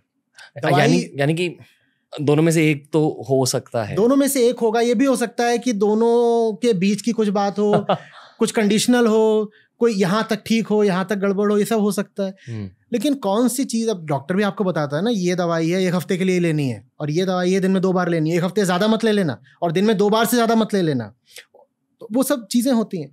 उसके लिए डॉक्टर को डायग्नोसिस पता होना चाहिए कि ये जो पेशेंट है ये है कौन। और हम पेशेंट हैं, जो माँ के गर्भ से पैदा होता है वो एक पेशेंट पैदा होता है। उसको पता होनी चाहिए अपनी हालत, तभी वो तय कर पाएगा उसे कैसी पढ़ाई करनी है, उसे शादी करनी चाहिए नहीं करनी चाहिए, करनी भी चाहिए तो किससे करनी चाहिए, उसे नौकरी क्या करनी चाहिए, उसे किताब कौन सी पढ़नी चाहिए, उसे देश कौन से घूमने चाहिए, उसे कहाँ बसना चाहिए, उसे क्या खाना पीना चाहिए, उसे दोस्त कैसे बनाने चाहिए। उन सब के लिए अपना कुछ होश होना चाहिए। और अगर अपना होश नहीं है और सिर्फ भावनात्मक या शारीरिक ज़रूरतों के चलते आप अपने जीवन में विपरीत लिंगी को, ऑपोजिट जेंडर को लेकर के आ गए, तो उससे बड़ा नर्क तैयार होता है। एम स्कॉट पेक हैं, द रोड लेस ट्रेवल्ड, उन्होंने कहा दुनिया में मानसिक बीमारी का सबसे बड़ा जो कारण है वो मैरिज है। मैरिज से ज़्यादा खतरनाक इंस्टीट्यूशन दूसरा नहीं है। और बचपन से हमें कहा जाता है कि यही आपको लाइफ में करना है। किसके द्वारा कहा जाता है अब ये सोच लो। जो आपको, जो ताकत है जो आपको मुक्त नहीं होने देना चाहती, वही चाहती है कि आपके बंधनों को और प्रगाढ़ कर दे और खालिस बना दे। और वही ताकत कुछ इंसानों की शक्ल लेकर के आपके कान में बार बार ये बात फूंकती है, बेटा जल्दी से सेटल हो जाओ। फिर से मैं खिलाफ नहीं हूँ शादी के भाई, मैं नहीं कह रहा हूँ ना करें, क्योंकि इस तरह की बातें बहुत आई हैं कि हजारों लोगों की शादियां नहीं हो रही हैं, ये वो आचार्य जी आपकी वजह से। मैं कुछ नहीं बोल रहा ये सब, मैं तो बस ये बोल रहा हूँ कि शादी हो कि कुछ भी हो, देख तो लो कि तुम कौन हो और तुम्हें वो काम क्यों करना है, और जो तुम करने जा रहे हो उसका तुम पर असर क्या पड़ेगा। जब मुझे अपनी हालत पता होती है तो मुझे ये भी पता होता है ना कि अब जो ये होगा उसका मुझ पर प्रभाव क्या आएगा। कुछ की डिसीजंस होते हैं लाइफ में, जैसे कि करियर, शादी, बच्चे। करियर रिवर्सिबल होता है। शादी, बच्चे बच्चे भी कैसे रिवर्स नहीं मस्ती कर रहा हूँ। Wow, you might remember this podcast for reasons beyond the professional ones. जी, आई एम श्योर, वो मैं एग्जैक्टली वही सोच रहा हूँ। पॉडकास्ट खत्म नहीं हुआ सर। अभी गियर एकदम स्विच कर देंगे और मैं आपको आघोरी के बारे में पूछूंगा। बताइए सर, आघोरी को लेकर आपकी क्या राय है? अघोर शब्द का अर्थ समझते हो क्या होता है? नहीं। तो बस जो अघोर हो उसको अघोरी कह देते हैं। बाकी सब उनके जीवन का, चरित्र का ड्रामेटाइजेशन है, क्योंकि हमें बड़ा अच्छा लगता है ना इस तरह की बात सुनना कि कोई शमशान में घूम रहा है, कोई नंगा है, कोई कच्चा मांस खा रहा है, कोई बच्चे चुरा ले गया और तांत्रिक क्रियाओं में उनको मार के खा गया, इस तरह की बातें, या कि उनके पास तांत्रिक शक्तियाँ हैं, वो मुर्दे को जिंदा कर रहे हैं। ये सब ना, ये बच्चों को बहलाने के लिए इस तरह की कहानियाँ खड़ी कर दी जाती हैं। अघोर का अर्थ होता है वो जो अब प्रकृति के किसी गुण के वशीभूत नहीं है, उसे कहते हैं अघोर। जो अब दुनिया की गुलामी नहीं करता उसको कहते हैं अघोरी। जो अब दुनिया की गुलामी नहीं करता उसको कहते हैं अघोरी। बस बाकी जितनी बातें आप सुन रहे हो वो साधारण आम गृहस्थ मध्यम वर्गीय लोगों के मनोरंजन के लिए फैलाई गई कहानियां मात्र हैं। न तो अघोरी मुर्दे को जिंदा कर सकते हैं, ना उनके बारे में और सब जो इधर उधर की बातें हैं ये सब कर सकते हैं। हाँ, इतना ज़रूर है कि चूंकि अघोरी शैव परंपरा से आते हैं, शिव के उपासक होते हैं, तो वो कहते हैं कि ठीक वैसे जैसे शिव ने दुनिया के सब दूषणों को अपना आभूषण बना लिया, दुनिया में जितनी गंदगी है वो सब शिव का आभूषण हो जाती है ना। राख मल लेते हैं, पहाड़ पर बैठे हुए हैं बस पत्थर पे, मिट्टी पे, और ये जो सब उल्टे पुल्टे किस्म के चरित्र होते हैं, भूत प्रेत, इनको कहा जाता है, उनके गण हैं, सेवक हैं। तो दुनिया के जैसे दूषण को शिव आभूषण बना लेते हैं, वैसे ही ये जो शिव के अनुयायी हैं अघोरी, ये दुनिया के दूषण को अपना भक्षण बना लेते हैं। तो इन्हें गंदगी लपेटते कोई समस्या नहीं होती, और इन्हें वो चीजें खाते हुए भी समस्या नहीं होती जिनसे आम आदमी बहुत दूर भागेगा। उदाहरण के लिए किसी शव का मांस, ये उसको भी खा लेते हैं।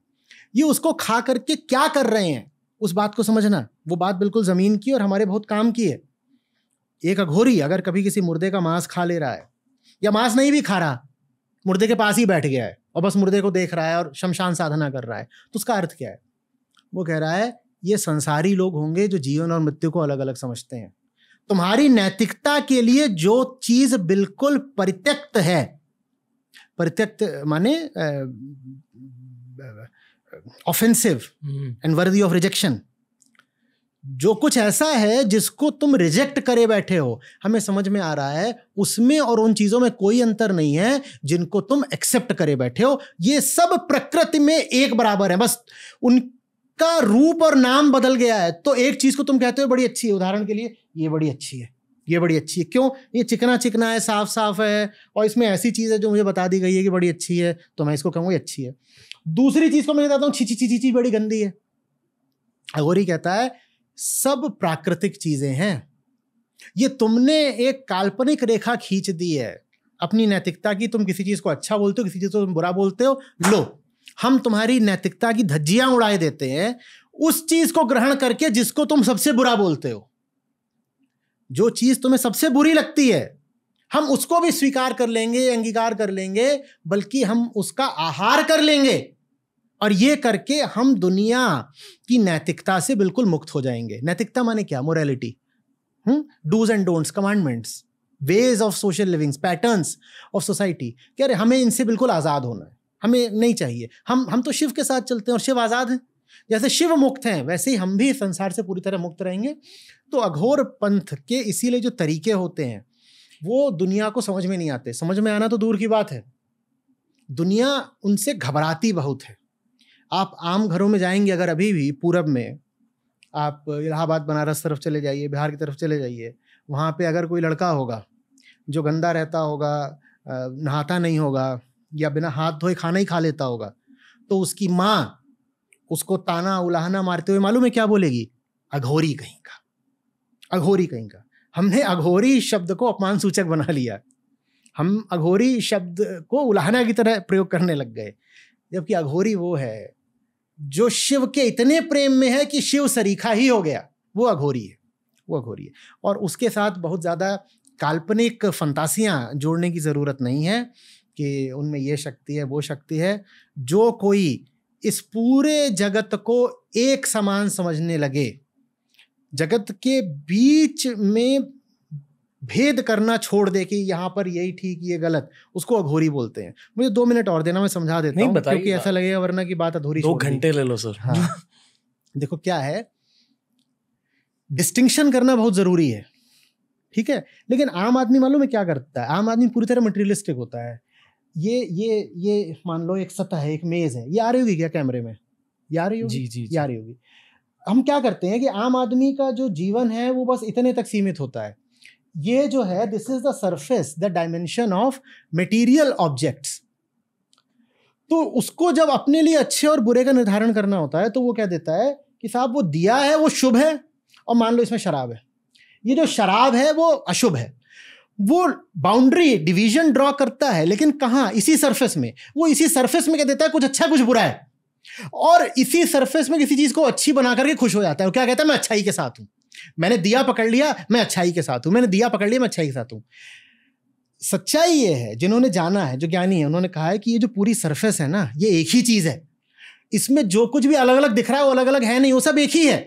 तो तुम इसमें क्या बेकार में सीमा खींच रहे हो? इसमें क्या तुम डिवीजन खड़ी कर रहे हो? डिवीजन तुम्हें खड़ी करनी चाहिए, लेकिन इस सरफेस के बीचों बीच नहीं, इस सरफेस में और इस सरफेस के बियॉन्ड।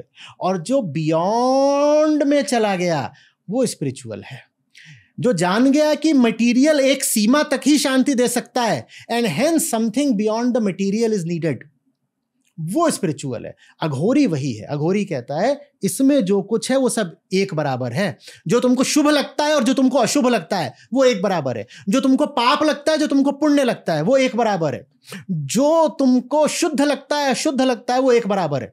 और अपने आप को ये बार बार याद दिलाने के लिए कि शुद्ध और अशुद्ध दोनों प्रकृति के अंतर्गत ही हैं, दोनों सतरज तम, इन्हीं तीनों गुणों में ही आते हैं। वो क्या करता है कि जिन चीजों को त्यागने का बहुत मन करता है वो उन चीजों को भी स्वीकार कर लेता है, अपने ऊपर लपेट लेता है। ये अघोरी का तरीका है, ये एक मेथड है। अघोरी होना एक विधि है जीवन की।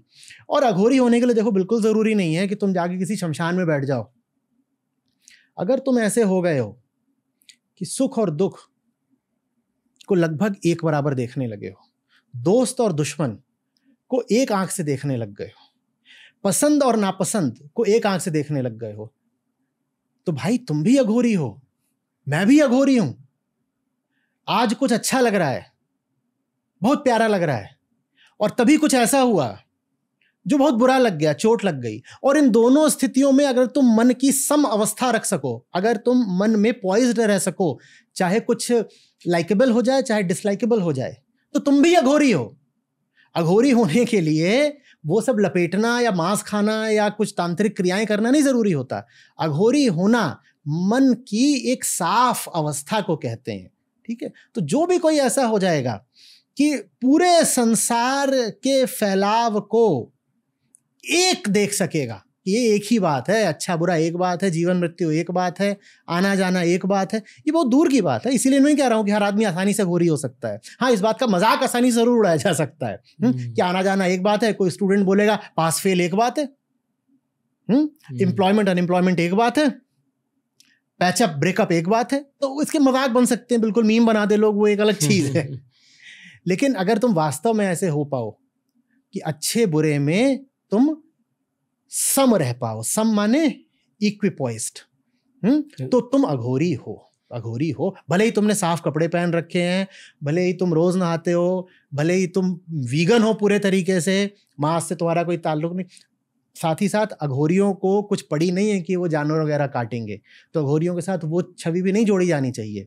अघोरियों को न मांसाहार का शौक है, न शराब का शौक है, न शमशान का शौक है। उनको शौक है तो बस मुक्ति का, ठीक है। वो वैसा हो जाना चाहते हैं जैसे शिव स्वयं है। हमने इस टेबल की बात करी एज मटीरियल रेल्म, और फिर आपने बात करी उन चीजों के बारे में जो इस टेबल के बाहर है। मुझे पता था पूछोगे। हाँ, of course sir. Shiva, dimension beyond human understanding. उस डायमेंशन के बारे में बताइए, क्योंकि ऐसा लगता है कि आपने उन चीजों के बारे में पढ़ा है कि बाहर क्या है, इस मटेरियल दुनिया के बाहर क्या है। क्योंकि मेरे ख्याल से जब लोग बुद्ध भगवान की बातें करते हैं या मोक्ष की बातें करते हैं या एनलाइटनमेंट की बातें करते हैं, मेरे ख्याल से एक मनुष्य की जिंदगी का कर्तव्य वही है, एनलाइटनमेंट, मोक्ष। प्लीज करेक्ट मी अगर मैं कुछ गलत कह रहा हूं तो। क्या होता है मटेरियल रेल्म के बाहर? ठीक, चलो शुरू करते हैं। जो पता है वहां से शुरू करते हैं, फिर वहां जाना चाहेंगे जो नहीं पता है। यही सही तरीका जी। है?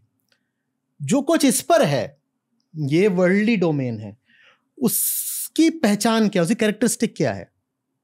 इस पर अभी क्या क्या रखा है? नैपकिन रखा है, ये मग रखा है, और वो आपका दीप रखा हुआ है, ठीक है ना? पहचान क्या है इनकी? इनकी पहचान ये है कि आंखें इनको देख सकती हैं, हाथ इनको स्पर्श कर सकते हैं, आवाज करूंगा तो कान सुन सकते हैं, और मन इनकी छवि बना सकता है। ये वर्ल्डली रियल्म की या वर्ल्डली डायमेंशन की पहचान होती है। सहमत? ये बात बिल्कुल ठीक है, आगे बढ़े। वर्ल्डली डायमेंशन की क्या पहचान है? It is available and amenable to the senses. आंखें देख सकती हैं और मन उनको प्रोसेस कर सकता है, मेमोरी में स्टोर कर सकता है, उसके बारे में थॉट, विचार कर सकता है, ठीक है ना? ये वर्ल्डली डायमेंशन की बात है। साइंस को भी हाईलाइट कीजिए। साइंस इसके भीतर आता है या इसके हल्के से बाहर? साइंस सिर्फ और सिर्फ यहीं पर कॉन्टेक्चुअल है और यहाँ खत्म हो जाता है, बस यहीं खत्म हो जाता है। और साइंस बहुत ईमानदार चीज है। साइंस कहती भी नहीं उसे बियॉन्ड जाना है। साइंस कहती है whatsoever is available to the senses shall be explored. जी। जो कुछ आंखों से दिख रहा है, जो कुछ भी कंसेप्चुअलाइज करा जा सकता है, जिस किसी का भी सेंसरी या मेंटल प्रूफ अवेलेबल है, बस उसकी बात करेगा साइंस। उसके आगे साइंस जाएगा नहीं। और अभी हमने क्या बोला? हमने बोला इसके आगे जो उसकी बात करो, जबकि हमने कहा जिसकी बात की जा सकती है वो सिर्फ इसी डायमेंशन का है, ठीक है? तो केन उपनिषद क्या कहता है कि श्रोत्रस्य श्रोत्रम, वो जो आगे है वो कानों का कान है, वो आंखों की आंख है। कहता है शब्द उस तक जाना चाहते हैं, जा नहीं पाते, असफल होकर वापस लौट आते हैं। मन उसकी कल्पना करना चाहता है, कर नहीं पाता, असफल होकर चुपचाप बैठ जाता है। वो है आगे। अब बताओ उसके बारे में कुछ कैसे बोलूं? और अगर मैंने उसके बारे में कुछ बोल दिया तो मैंने उसको घसीट कर कहां डाल दिया? मटेरियल रेल्म, यहीं डाल दिया। और अगर यहां डाल दिया तो उसकी कीमत क्या बची? यहां पर तो ये मग पहले ही बैठा हुआ है, फिर तो जो तुम्हारी डिविनिटी है वो इस मग में बैठ गई। मग में डिविनिटी बैठी है, उस मग की क्या कीमत, उसकी डिविनिटी क्या कीमत? समझ आ रही बात? तो इसीलिए जो बियॉन्ड है उसकी बात एकदम नहीं करनी चाहिए। वेदांत सीधे सीधे वर्जित करता है कि कर मत देना उसकी बात। बार बार इसीलिए कहता है कि सत्य या आत्मा या ब्रह्म अचिंत्य है, अकथ्य है, अप्रमेय है, अकल्प्य है, निराकार है, निर्गुण है। उसके बारे में कुछ मत बोलना, और जो उसके बारे में बोले उसको कहना गपोड़ी। ये किस्सेबाज आदमी है, इतनी बातें कर रहा है बियॉन्ड की। बियॉन्ड की तो कोई बात नहीं कर सकते। बुद्ध के पास लोग आते थे, कहते थे अनात्मा के बारे में आप इतना बोलते हो, अनात्मा को आप बार बार बोलते हो, अनात्मा, सब अनात्मा है, सब नकली है, सब नकली है, सब अनित्य है। ये बुद्ध का दर्शन है। बोलते थे ये तो बोल दो आत्मा क्या है। बुद्ध क्या बोलते थे? बुद्ध कहते थे एक शब्द भी अगर बोल दिया तो वो जो बियॉन्ड है उसका अपमान हो जाएगा। एक शब्द भी, उसका अगर ख्याल भी करने की कोशिश की तो वही असली कह सकते हो तुम कि ईश निंदा हो जाएगी। जिसको आप बार बार बोलते हो ना कि ये भाई ये गलत हो रहा है, और आजकल हम बार बार इल्ज़ाम लगाते हैं लोगों पर। कौन सा गुनाह कि किसी ने फलाने की निंदा कर दी, ये कर दिया, वो कर दिया। तो सबसे बड़ा धार्मिक अपराध यही है क्या? जो सोचा नहीं जा सकता उसके बारे में सोचना। सत्य की, या आप जिसको आम भाषा में गॉड बोल देते हो, उसके विषय में कोई विचार करना, कल्पना करना, उसके विषय में कोई कहानी बना लेना, उसकी कोई साकार मन में मूर्ति खड़ी कर लेना, ये सबसे बड़ा गुनाह है। इससे बड़ा कोई दूसरा गुनाह नहीं होता। तो जब उसकी बात आए तो बस क्या करना चाहिए? सर झुका देना चाहिए, मौन हो जाना चाहिए, कुछ नहीं कहना चाहिए। ये सब भी नहीं कहना चाहिए कि वो बहुत अच्छा है, बहुत दयालु है, या कि वो इंसाफ करता है, या वो सब देख रहा है। कुछ मत बोलो उसके बारे में। ना वो देख रहा है, ना वो दयालु है, ना उसे इंसाफ करना है, ना वो अच्छा है, ना बुरा है, ना छोटा है, ना बड़ा है, ना यहाँ का है, ना वहाँ का है। ये उपनिषदों का तरीका है। वेदांत नेति नेति नेति, कुछ बोलोगे सत्य नेति नेति, नहीं नहीं नहीं नहीं नहीं नहीं नहीं नहीं नहीं नहीं नहीं, बस मना कर देता है। तो बात फिर किसकी करनी है? अरे बात इस टेबल की करेंगे ना, इस मेज की करेंगे। हमारे सारे बंधन, हमारे सारे दर्द, हमारी तकलीफें कहाँ हैं? इस मेज पर हैं। तो मैं उनकी बात करूंगा ना। बाहर क्या है मैं उसकी बात करके अपना समय क्यों खराब कर रहा हूं? मुझे मेरे सारे बंधन मेज की इस सतह, इस वर्ल्डली डोमेन में है, यहीं पर है मेरे सारे बंधन। मैं बात बाहर की करना चाहता हूं, बाहर की बात करके, बाहर के किस्से उड़ा करके मुझे क्या मिलेगा? और मैं हूं कौन? जो बीमार है इस सतह पर, और अपने इसी बीमार दिमाग से मैं डिविनिटी का कुछ अफसाना लिख देना चाहता हूं। वो अफसाना भी कैसा होगा? एक बीमार अफसाना होगा। अफसाना माने किस्सा। वो एक बीमार किस्सा होगा जो मैं लिख दूंगा। बीमार किस्से लिख करके मेरा कौन सा इलाज हो जाना है? तो मैं ये बस देखूंगा कि अभी जो मेरी जिंदगी चल रही है उसमें मैं कहां कहां फंसा हुआ हूं। बुद्ध अपने आप को बोला करते थे कि मैं चिकित्सक हूं, फिजिशियन। मैं स्वास्थ्य की तुमको सुंदर और मनोरंजक तस्वीरें नहीं बताऊंगा। मैं नहीं बताऊंगा हाउ हेल्थ इज लाइक। मैं तुमको ये बताऊंगा तुम बीमार किस किस तरीके से हो। तुम अपनी बीमारी पे ध्यान दो ना। तुम्हें क्या करना है ये जान करके कि हेल्थ कैसी होती है। जब बीमारी हट जाएगी तो जो बचेगा उसे हेल्थ कहते हैं। हेल्थ के बारे में बहुत बातें करने से या कॉन्सेप्ट, सिद्धांत बनाने से कोई लाभ नहीं।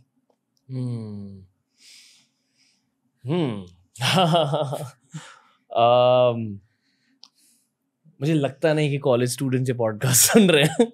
लगता है कि थोड़े से सुनते भी हैं, समझते भी हैं। एक बात बताता हूँ, ये सबसे ज़्यादा उम्मीद जवान लोगों से ही रहती है, और जिन लोगों ने मुझे समझा है उनमें आधे से ज़्यादा लोग 30 से कम उम्र के ही हैं। इसकी वजह क्या है?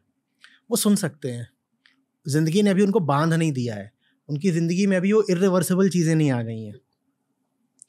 जो बात मैं बोल रहा हूँ ना, वो बहुत सीधी है, एकदम सरल है। 2 मिनट समझ जाए, इतनी आसान बात है।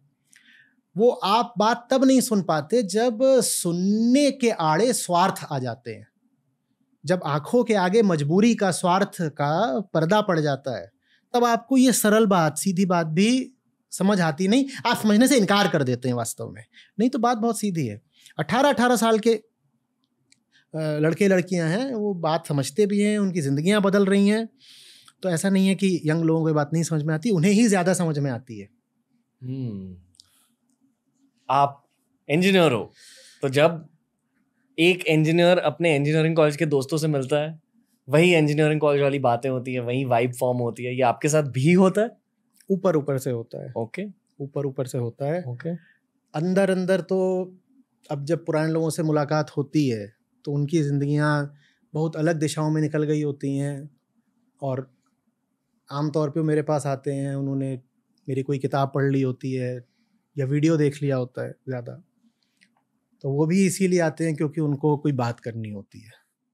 तो हाँ, बात की शुरुआत ऐसे ज़रूर हो सकती है, वो आ गया, ऐसा ये याद है, वो याद है। तो 2-4 मिनट के लिए एक तरह की आइस ब्रेकिंग हो जाती है इस तरीके से, पुरानी स्मृतियों को रिविजिट करके। लेकिन जो असली बात होती है वो ये नहीं होती कि पुरानी यादें ताज़ा करो। असली बात ये होती है कि अभी उनकी ज़िंदगी में जो गुत्थियाँ हैं उनको सुलझाया कैसे जाए। आपने शराब पी है कभी लाइफ में? बहुत बार। ओके। कभी माने क्या होता है भाई, मैं 6 साल हॉस्टल में रहा हूँ, ख्याल किया करो। मैं 6 साल हॉस्टल में रह के कोई शराब नहीं पिएगा। मैं शराबी नशेड़ी नहीं हूँ। लेकिन तुमने पूछा क्या कभी पी है। अब कभी का मतलब होता है एक बार, तो एक बार से ज़्यादा पी है। वीड स्मोक किया? ये नहीं किया। नहीं? ओके। आज बहुत कॉमन हो चुका है। हो चुका है, मेरे हॉस्टल में भी होता था, पर पता नहीं, वो अपनी अपनी पसंद होती है। नशे का वो तरीका मुझे कोई पसंद नहीं आया। आपने शराब पीना स्टॉप क्यों किया? मैंने शुरू भी कभी नहीं किया था। कोई आदत थोड़ी है कि शुरू करी हो। नहीं, पर मतलब जो भी आपने बंद क्यों कर दिया पीना बिल्कुल ही? हॉस्टल से निकलने के बाद भी कभी अगर ऐसा कोई बहुत खास मौका पड़ी गया, 5-7 लोग बैठे हुए हैं और वहाँ बियर वगैरह खुली हुई है, तो मैंने इनकार नहीं किया। देखो, न मैंने कभी शुरू करी, न मैंने कहीं बंद करी। मेरे लिए वो कोई बहुत कीमती, महत्वपूर्ण, बहुत मीनिंगफुल चीज़ थी ही नहीं। हॉस्टल में भी ऐसा थोड़ी था कि कोई चस्का लग गया, लत लग गई है। अब आप अगर हॉस्टल में रहे तो आपको पता होगा कि उस तरह की चीज़ हफ्ते में 3 बार 5 बार हो रही होती है, हर जगह हो रही होती है। किसी का बर्थडे आ गया, किसी की जॉब लग गई, किसी का कुछ हो गया, किसी का ब्रेकअप हो गया, कुछ भी हो रहा है। तो वहाँ तो ये सब चीज़ें पानी की तरह बहती हैं। तो वहाँ कुछ हो रहा है, आप जा रहे हो, किसी ने आपको वो जो प्लास्टिक वाला मग होता था उन दिनों में, 25 साल पहले की बात है, किसी ने थमा दिया कोक के साथ या किसी चीज़ के साथ, आपने भी कहा ठीक है, बढ़िया बात है, चलो भाई आगे बढ़ते हैं। तो वो ऐसे था। तो ना तो शुरू करने की कोई बात थी, ना ख़त्म करने की कोई बात। अगर एक भगवान है तो उन्होंने ऐसी चीज़ें बनाई क्यों है? भगवान ने कुछ नहीं बनाया, भगवान ने दुनिया ही नहीं बनाई है, शराब काहे को बनाएंगे। ये सब जो क्रिएशनिज्म है, देखो फिर वापस आओ, देयर इज नो ऑब्जेक्टिविटी। जब ये ऑब्जेक्ट ही नहीं है तो ऑब्जेक्ट का क्रिएटर कहाँ से आ गया? वेदांत पूछता है कि तुम कह रहे हो दुनिया किसने बनाई, पहले ये बता दो दुनिया है भी, होगी तो कोई बनाएगा ना। कंप्लीट सब्जेक्टिविटी का मतलब ये है कि अगर ये मुझे दिख रहा है तो पहले मुझे पूछना पड़ेगा कि इसको देखने वाला कौन है। मैं ये बाद में पूछूं कि ये है या नहीं, मैं पहले पूछूं जो देख रहा है वो होश में है या नहीं। अभी हम शराब की बात कर रहे थे, शराब पीने के बाद अगर किसी को ये 7 उंगलियां दिखाई दे रही हो, ये 7 उंगलियां दिखाई दे रही हो, तो ये सवाल पूछना कहाँ तक जायज़ है कि ये 7 उंगलियां किसने बनाई? पहला सवाल क्या होना चाहिए, क्या 7 उंगलियां हैं भी? तो वेदांत पूछता है क्या 7 उंगलियां हैं भी? क्या 7 उंगलियां हैं भी माने क्या ये दुनिया है भी? और दुनिया है तो किसके लिए है? दुनिया मेरे लिए है, दुनिया मेरे लिए। तो वेदांत किसी क्रिएटर ईश्वर से इनकार करता है। चेतना में वेदांत अपना पूरा वक्तव्य रखता है। चेतना है, चेतना मतलब द्वैतवादी कॉन्शियसनेस, जिसके एक सिरे पर वो विषय है, ऑब्जेक्ट है जिसको आप देख रहे हैं, और दूसरे सिरे पर उस विषय का दृष्टा या विषयता है जो उसको देख रहा है। तो चेतना है, ये दोनों हैं। देखो, दुनिया को सच मान लेना अहंकार की पहली और सबसे बड़ी भूल है। क्यों? आप क्यों बोलते हो कि ये दीवार है? जब कहते हो दुनिया है, दुनिया है, तो आप क्यों बोलते हो दीवार है? क्योंकि बोलते हो मुझे दिखाई दे रही है। तो आप बोल रहे हो मैं इतना बड़ा आदमी हूं कि अगर मुझे कोई चीज दिखाई दे रही है तो होगी ना, क्योंकि दीवार खुद तो बोलने आ नहीं रही कि मैं हूं। आप बोल रहे हो कि दीवार है, तो आपका अपने में बहुत यकीन है। वेदांत, अध्यात्म आपका यही यकीन हटाना चाहता है। आपका अपने आप में इतना यकीन क्यों है कि जो कुछ भी आपको प्रतीत हो रहा है, भाषित हो रहा है, आप उसी को सत्य माने ले रहे हो? दुनिया आपके लिए सत्य हो गई सिर्फ इसलिए क्योंकि आपको अनुभव होती है। माने जो अनुभव करता है, जो अनुभोक्ता है, जो एक्सपीरियंसर है, उसको आपने बिल्कुल हरी झंडी दे दी। आपने कह दिया तुझे जो कुछ भी लग रहा होगा वो सत्य है। तुझे दीवार लग रही है, सत्य है। तुझे कोई आदमी बुरा लग रहा है, वो भी सत्य है। तेरे लगने के कारण वो आदमी बुरा हो गया सिर्फ इसलिए, फिर तो जो कुछ भी आपको भीतर से प्रतीत होता हो वही सत्य है। नहीं, ये तो बहुत ज्यादा अहंकार केंद्रित परिभाषा हो गई ना सत्य की। तो हमें अपनी एरोगेंस के चलते दुनिया को जल्दी से सत्य या ट्रुथ नहीं मान लेना है। और जब आप इस क्रिएशन को, सो कॉल्ड क्रिएशन को ट्रुथ मान लेते हो, तो फिर आपका सवाल जाता है और आप कहते हो अगर क्रिएशन है तो क्रिएटर तो होगा, अगर घट है तो घटकार तो होगा। लोग आते हैं ना और इस तरीके के बड़े वो अपनी समझ से बुद्धिमत्तापूर्ण तर्क देते हैं। वो कहते हैं अगर ये है तो किसी ने बनाया होगा ना, वैसे ये दुनिया है तो किसी ने बनाया होगा ना। वेदांत इस सवाल को बच्चों वाला सवाल मानता है। वो कहता है दुनिया है, पहले इसका तो कोई सबूत दिखा दो। अब ये बात सुनते ही ज्यादातर लोगों के बिल्कुल तोते उड़ जाते हैं। वो कहते हैं दुनिया है या नहीं है ये तो कभी सोचा ही नहीं। वो कहते हैं दुनिया तो है ही ना, दुनिया तो है ही ना। वेदांत कहता है नहीं साहब, अगर आप वाकई सच्चाई में जाना चाहते हो तो आप अपने अनुभव को गवाही बना करके जितने भी अनुभवगत विषय हैं सबको सत्य नहीं मान सकते। और अगर आपको अपने अनुभव को ही गवाही बनाना है तो फिर तो जो मानना है मानते रहो। किसी भी किस्म की जिज्ञासा की और खोज की जरूरत ही फिर क्या है? अपना जो भी अनुभव हो रहा हो कह दो यही सच है, यही सच है। मुझे ये आदमी बुरा लगता है, ये बात बिल्कुल सच है, ये आदमी बुरा है, बस खत्म। और ये पॉडकास्ट भी खत्म हो चुका है। बहुत ज्यादा भारी हो गया अभी। अभी मैं समझा कि इसकी शुरुआत हिंदी में क्यों हुई। ऑटोमेटिकली ये हुआ। थोड़ी अजीब सिचुएशन है मेरे लिए, genuinely I am not making this up. English में शुरुआत करनी थी, खुद हिंदी निकलने लगी। अब समझा। आप कुछ बताना चाहेंगे कि ये क्यों हुआ?